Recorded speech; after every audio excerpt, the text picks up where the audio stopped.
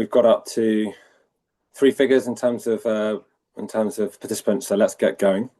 I'm Patrick Shaw-Brown, the CEO of Impactt. Delighted to be your host and moderator for today's event. In case you don't know, Impacct's a specialist consulting company. It's been helping companies to understand and manage human rights risks for the last 30 years. Everything from assessments and investigations in the places where the risks are manifesting, all the way through to supporting head offices to develop effective and compliant management systems around human rights. We do this across a range of human rights, considerable experience in forced and child labour, wages, gender-based violence, harassment, and others.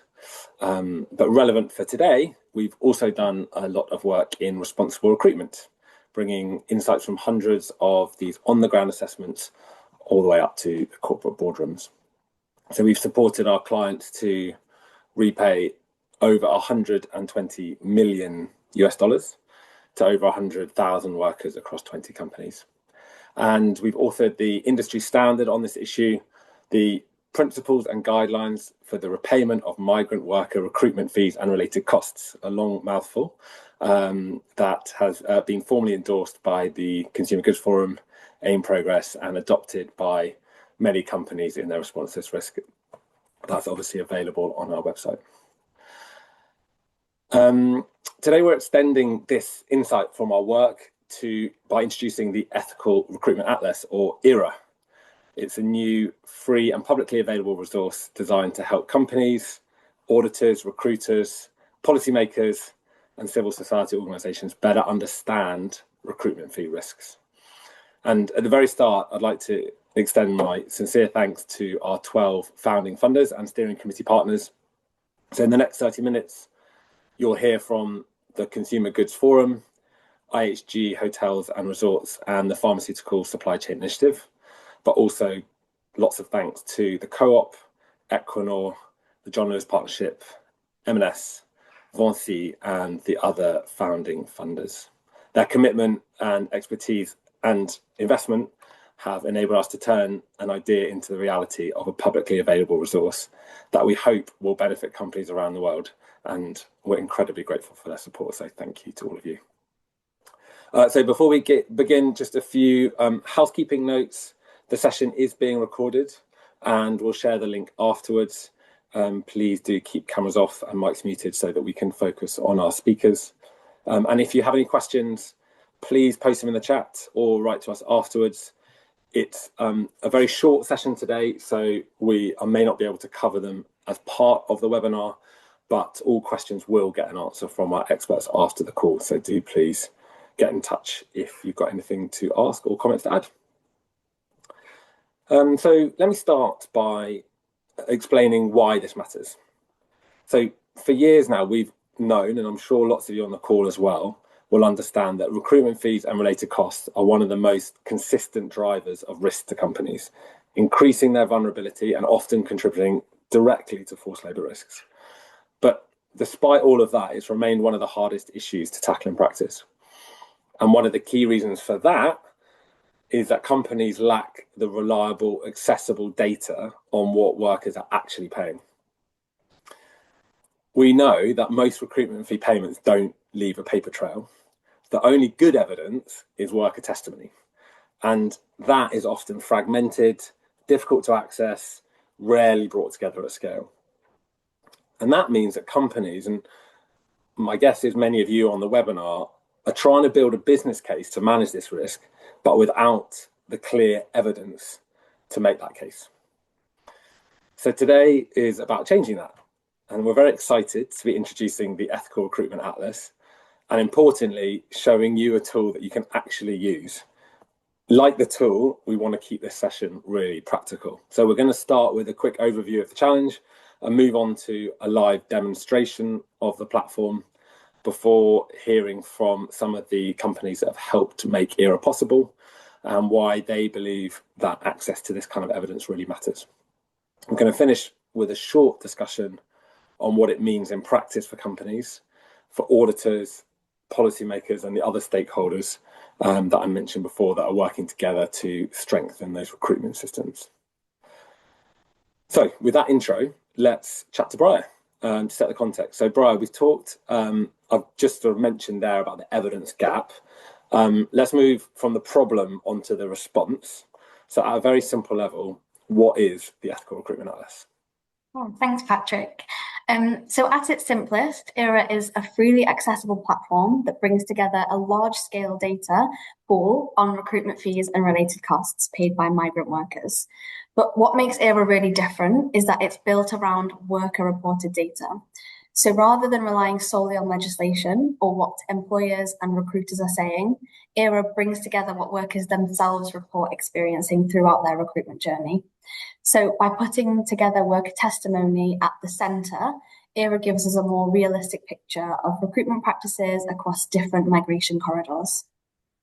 Nice. Okay, I'm going to come back to that point on worker reported data in a second. But before that, can you just explain who is a tool designed for? Because it's not just a tool for one of those users, is it? No, exactly. ERA is actually an incredibly useful tool for a really wide range of users. So for companies, ERA supports human rights due diligence by highlighting recruitment fee trends across different migration corridors and sectors. Auditors can use ERA as a benchmark when preparing for worker interviews, particularly, as you said before, Patrick, when documentary evidence for these fees is often very limited. Recruiters and employers can compare expected recruitment costs with what workers are actually reporting to have paid. And finally, policymakers, coalitions, and civil society organisations can use it to better understand systemic recruitment fee patterns rather than relying on isolated cases. Right, great. So the common thread here is that ERA gives different actors a stronger evidence base for the decision making. So that's really clear. Thank you. So back to that point on worker reported data, that feels really important. Can you just explain why we decided to build the platform around that, please?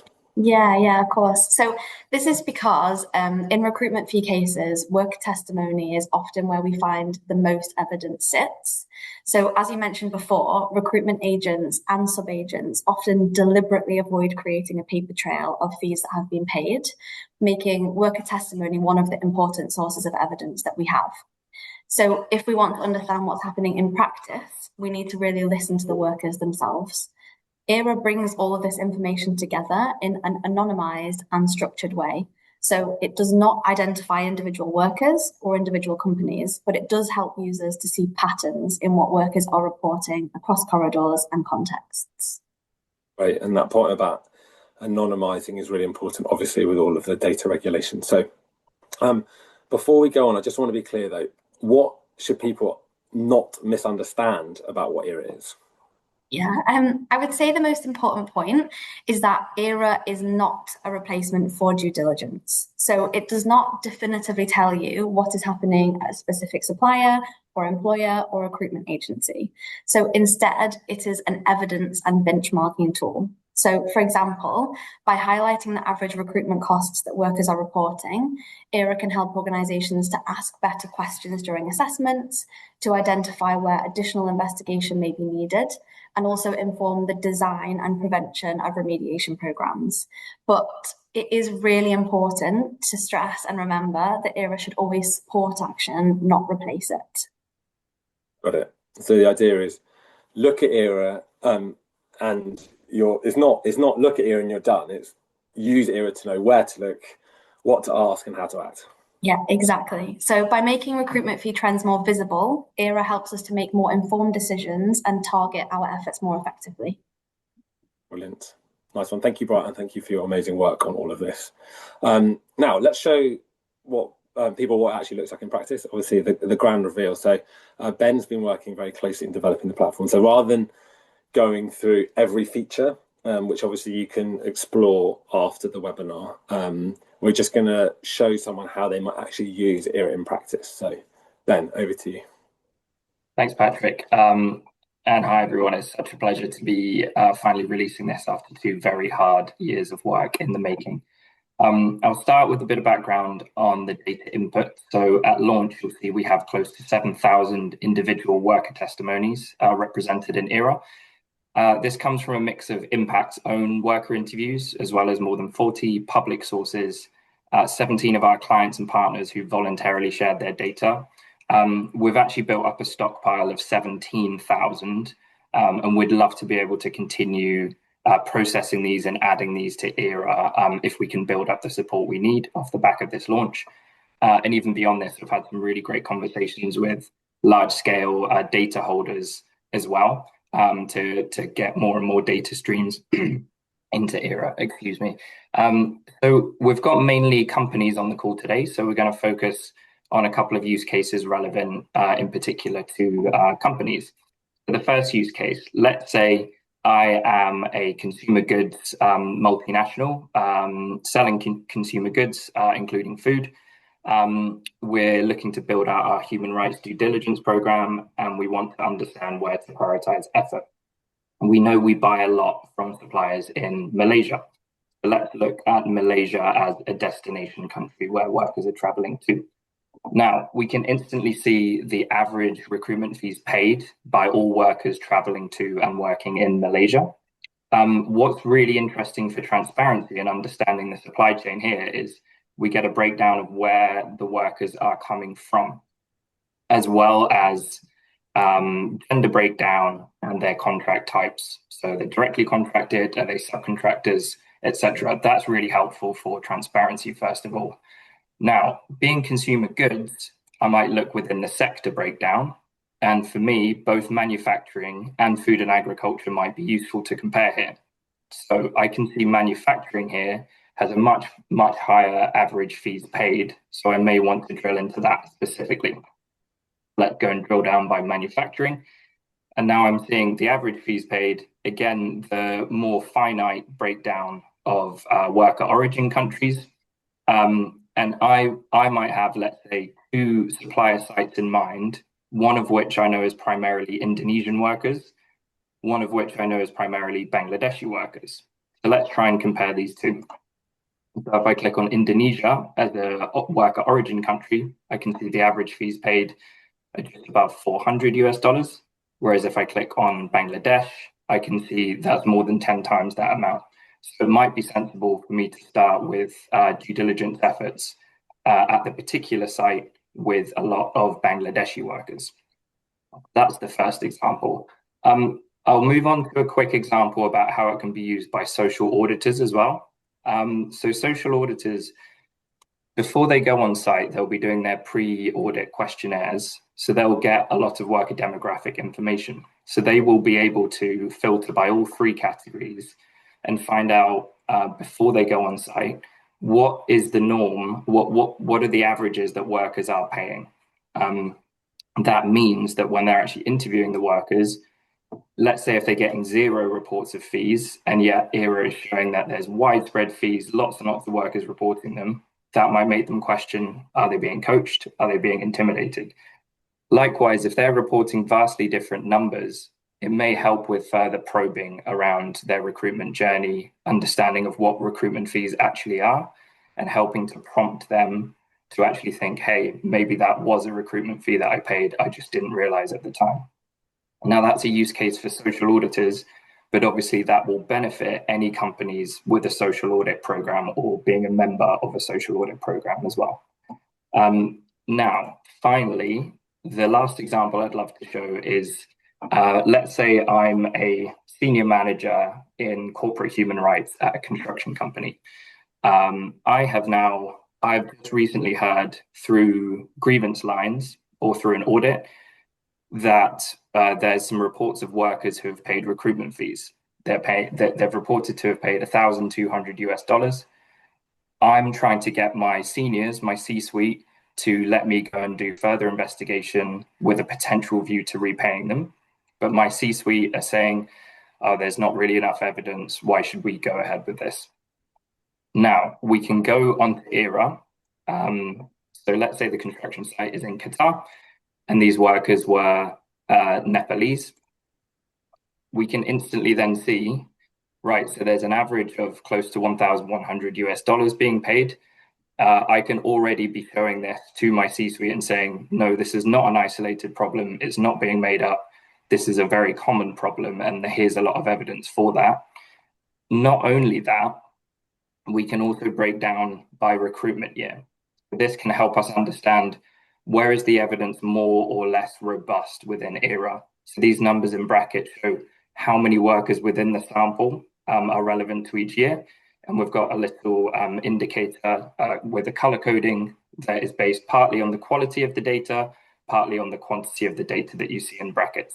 So for more information on that, you can check out the methodology section. Now, the final part I wanted to discuss on this particular use case is the human element. This is all based on real worker testimony. So we also ask workers, what's their primary source of funding? In this case, all of these workers had to take out loans at extortionate rates to be able to fund these recruitment fees in the first place. Similarly, you'll see worker quotes on the bottom right of the screen. These are real stories from worker interviews. So again, these help to bring the human case live when we're presenting these problems to our senior managers to really help get that message across. Those are the 3 use cases I'd like to discuss. I'll just finish with a couple of points. So this is early days. We'd love to get a lot more data, as I say. So a quick warning, as Briar said, this is not a replacement for due diligence. Right now, the data might not always line up with what you're finding, especially where there's a lower quantity of data as there currently is. But by the rule of averages, the bigger this grows, the more robust the evidence base becomes. With continued growth, there's no more blissful ignorance of avoiding this problem anymore. So please do keep sharing your recruitment fee data with us. Thanks, everyone. I'll pass back to Patrick. Great stuff. Thank you, Ben. And if the participants can just wait another 10 minutes before they go and start exploring themselves, that'd be great, because I'm really keen now to speak to some of the companies that have been supporting this. So we're joined here by representatives from the CGF, IHG and PSCI, a bunch of letters there, but we'll go into it in more detail. So rather than talking about the platform itself, I'd like to focus on why access to this kind of evidence matters in practice. So first of all, to Maria Isabel Cubides, the Senior Manager for Social Sustainability and the Human Rights Coalition at the Consumer Goods Forum. Maria Isabel, thanks for joining. When the CGF first became involved in ERA, what challenge was it trying to solve, and why was better evidence on recruitment fees seen as such an important part of the solution? Thank you, Patrick. I think we all have struggled to tackle the root causes of unethical recruitment at scale, and you're very rightly saying it. At CGF, we have shifted our focus to interventions that change market dynamics by generating demand for transparent, fair recruitment of migrant workers along the full length of the supply chain. That is what we call the ethical recruitment marketplace. And the marketplace required us to open the black box of recruitment fees. You cannot fix what you cannot measure, and you cannot do it at scale without knowing the size of the problem. Hence, we needed reliable and verifiable data that was freely accessible, showing the actual costs workers bear across different corridors to collaborate on remediation. But not only that, this data is the starting point for building practical, safe cross-border recruitment models where brands and suppliers share the burden of fixing the system or fixing the market. The ERA, we believe, will help us build a marketplace where economic incentives of unethical recruitment are rewired, making the true cost borne by workers common knowledge is supporting collaboration for effective action that improves workers' lives. Great. Thank you so much. I'm going to bring in now Sama Abbasi, the Director of Human Rights at IHG Hotels and Resorts. Thanks for joining, Sama. For a global business operating across multiple labour markets, as you do, how does access to recruitment fee data help strengthen your human rights due diligence and focus your efforts on where the risks are greatest? Yeah, thanks for having me, Patrick. I mean, we're an industry that relies on large numbers of migrant workers across many markets, and currently data that we have access to is sparse. So we're working on the little evidence that we have through the assessments that we're doing, which are not really happening at scale, and assumptions. So access to this kind of data will definitely help us to identify and prioritize the highest risk corridors to focus on. And in practice, what that means is that we can be more targeted with our assessments and much more targeted when we are engaging with workers or when we're advising our hotels on how they should sort of interview workers. I think it also could help us with supplier engagement. Many of our direct labour suppliers work with agents in the source country, and they don't always have visibility of the costs being charged to workers.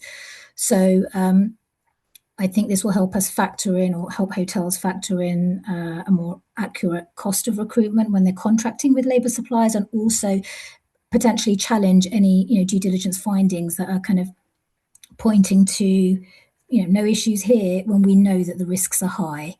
And lastly, I think probably most importantly, it will help us with supporting remediation. It's a really challenging area for us and probably many other businesses. The evidence is just very rarely there, and if it is, it's usually for the smaller costs. So I think that this could be a game changer in terms of those conversations. Brilliant. Thank you so much. And yeah, and in the world we are with constrained resources, that idea about targeting is really important. So thank you so much for bringing that up. And Peter Hall from the Pharmaceutical Supply Chain Initiative. Peter, thanks for joining. This is only the beginning for ERA, we hope. So looking ahead, what will it take for the platform to reach its full potential, and how can organisations get involved? Thank you, Patrick. Yeah, and it's a huge milestone to be where we are today. I work for a company that is a member of the PSCI, and we decided to engage in this. It's like a startup initiative to try and disrupt, I suppose, the market a bit, because data, for it to reach its potential, it's the same goals we set out with, which is we need to be able to have a single repository of credible data. And when I say data, it's actually more than that. It's the local insights. It's the experience of workers on the ground, which is extremely hard to bubble up to the surface in corporate roles, etc. Data could be in any form, right? And we talk about the need for data sharing, but actually it's the local insights. It's what the affected rights holders have experienced, which is what we're really struggling to understand for many of us in corporate roles. So this is from us, it's a game changer. It's a way from which to organize credible data that has been independently verified and is anonymous and etc., from which we can start more targeted due diligence. And so what we need is more folks to use this platform and to bring these test cases to ERA's attention so that they can be supporting companies to better do due diligence. Equally, feed into the tool, because as we've shown, this is what we've produced based on available information and resources. But the potential to grow this and make it work for users, provide better insights, more targeted data is there. We just need others to engage with us and the platform. And then also we need to continue to figure out how do we use this as an organizing tool for this coordinated approach. Because I think everyone is, to some greater or lesser degree, interested in the topic, but no one owns it outright, and we're all siloed, and maybe some of the efforts are paywalled. And actually, those are barriers for progress and implementation at scale. So we really want, we've got the Consumer Goods Forum, we have the PSCI, we have individual companies.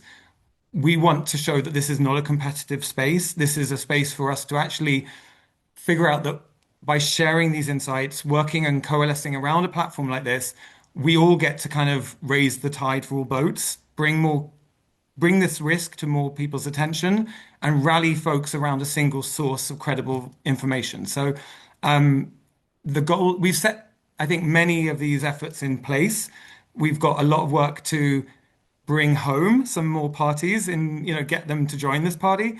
And I think we'll be doing that. I think the train has left the station. I think we are on an irreversible trend to work more collaboratively, but we really need everybody to recognize that we can't whack-a-mole individual cases. We've got to figure this out much more collectively. Yeah, thank you so much, Peter. And that, Ben mentioned at the start the fact that we haven't even got through half of the data which we currently have, just shows the potential for what's there. And if you go onto the tool after this webinar and you're looking for a particular corridor that doesn't have a lot of information, it may well be in those 10,000 that we're currently got, or sort of out there that we can add in later. So let's kind of keep committed to that collaborative growth. But before you three sort of relax, I've just got one more question to ask. I'm going to ask the same question to all of you, and maybe we can just go in the same order that we went last time. But the question is, if companies start using ERA as part of their human rights due diligence, what do you think they'll be able to do differently that they can't currently do today? So Maria, Isabel, you first, please. Yes, thank you, Patrick. I definitely speak from an industry association, so of course my keyword is collaborate. Collaborative remediation, collaborative shared models for ethical recruitment, collaborative platforms for transforming the system, as I was saying. So I really hope that individual companies can use to continue individual remediation, but that can help us come together to tackle the systemic root causes of this problem that we've been trying to tackle for so long and somehow have failed to effectively address at scale. Thank you so much. Sama. Everything Maria said, but also I think we can't underestimate the sort of how important it is, certainly for senior leadership, for us to demonstrate that we're doing things that have broader impact beyond just our own company operations or supply chains, especially for a topic like this that we can't solve on our own. So I think something immediately different that people, from companies can start doing is contributing data. We've never been able to do that in this way before, like ever. So we're all sitting on data. We may feel like it's really small, but that's the sort of the amazing thing about the Atlas, right? That it brings it all together and paints this picture. So I think, just contributing that data to have broader impact is something that we can all immediately start doing. Thank you. Peter. And I think there's sort of two perspectives. So as an individual company, it allows me to start to screen this risk more in a targeted fashion, because we're often dealing with limited teams managing multiple human rights risk areas, and we don't really often know where to start. And there has been a sort of a bit of ignorance is bliss to the problem. And this can help really show, especially as it grows, that the risks are there and there'll be risk corridors emerging, etc. So it will allow us to think, how do we get more targeted to certain risk corridors, and which is the better, smarter tool from which to gauge if that is legitimately a risk for our business or not, rather than these high-level broad assessments that get churned out repeatedly. I think then it's a question of, we all have peers and we can think within our industry groups, can we help support each other and leverage each other's efforts to identify risks in that way. So through the PSCI, we've started to do that in other procurement categories. And I think there's a potential to say, we might now be a bit more familiar on the risks of recruitment fees in one geography. Others might then suddenly bring their insights in other corridors to our attention. And then we can start to figure out other industry solutions around getting data, sharing data, finding ways to engage suppliers on prevention mechanisms, like how do we price in the legitimate cost of recruitment in our contracts with suppliers up front, and then how do we at scale figure out remediation. Now, antitrust rules are sort of at the heart of this area of challenges around that, but the potential is there. It's just being creative and organized and coordinated about this. Yeah, brilliant.